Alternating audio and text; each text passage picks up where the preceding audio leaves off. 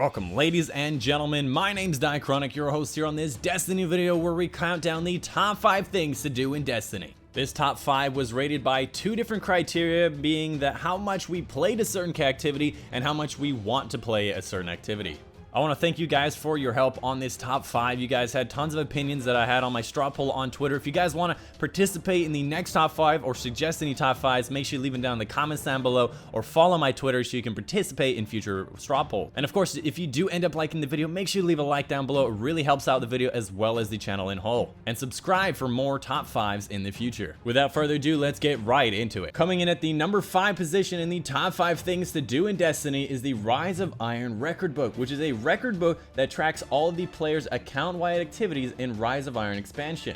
As players complete milestones tasks that involve the Rise of Iron activities, players earn some points towards the record book in total. As you earn points, you unlock various rewards. You can view your record book in the progress tab of your menu, click Y or triangle on it, and use the shoulder buttons to scroll through the different pages, which have a plethora of different activities that you can complete for different rewards. Some of the rewards include the different Days of Iron armor pieces, the weapons, the shaders, the emblems, and a whole lot of other miscellaneous things like Motes of Light, Vanguard reputation boosters, and in general, just really worth it to try to get through this record book, and actually a whole lot of fun to complete it. And if you are an achievement hunter, this is one of the most fun things to do in Destiny.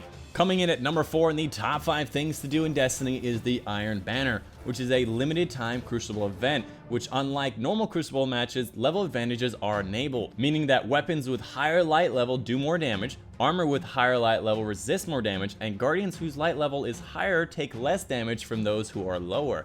Guardians must be at least level 40 or in a fire team led by a guardian who's at least level 40 to participate. The event was originally overseen by Lord Saladin, but as the Rise of Iron expansion, it is now watched over by Lady Efferdy.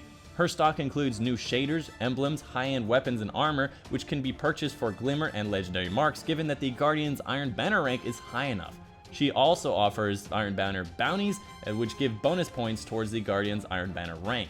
Iron Banner reputation is earned by completing Lady Efferdy's bounties and winning matches in the Rise of Iron Banner Crucible playlist. The armor as well as the weapons offered by Lady Efferdy are some of the best in the game, so if you guys do see this Iron Banner come by, which comes by only once a month, make sure you guys participate, try to get to level 5 and get all those sick Iron Banner weapons as well as armor. Coming in at the number 3 position in the top 5 things to do in Destiny is the Trials of Osiris, which is a 3v3 elimination mode Crucible event only available on the weekends.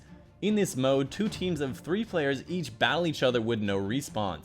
Your team wins the round if the entire enemy team has died. Win 5 rounds and you win the match.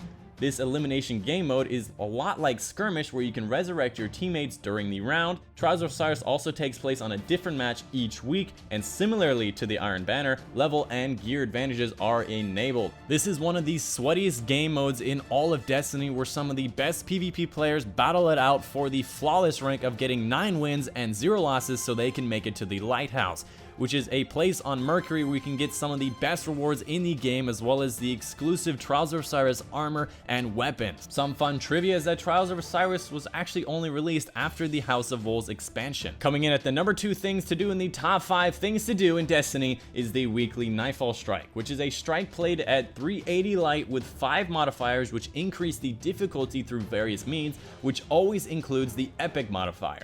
The weekly Nightfall Strike is rotated every single week on the weekly reset and are unlocked by a Guardian who reaches the light level of 340. Matchmaking is also not available, so people have to form their own teams or attempt to complete it alone. In addition to the 500 reputation, possible rewards for completing the strike include legendary and exotic weapons and armor, including ghosts, which range from 350 to 400 light, as well as legendary and exotic engrams, emotes, strange coins, and 3 of coins. The Nightfall Strike can be completed on all 3 different characters and be done 3 times over again every single weekly reset. Overall, the Nightfall, once you have a high enough light level as well as a good enough team, is a quick and fast way to get a lot of great exotic and high level gear. And finally, the number 1 thing in the top 5 things to do in Destiny is the Raid, which is a 6-player cooperative mission that is very difficult and complex, requiring a lot of communication and high-level abilities and gear. Unlike story missions and strikes, raids give players the bare minimum of guidance and objectives and instead challenge Guardians to figure out everything as they proceed.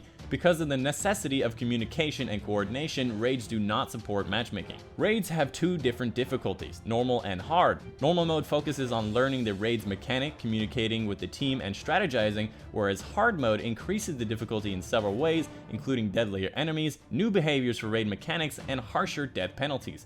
Hard mode for raid can only be unlocked after first completing the normal mode. Each raid has exclusive loot consisting of one complete set of armor and class item for each class, as well as one legendary weapon for each type.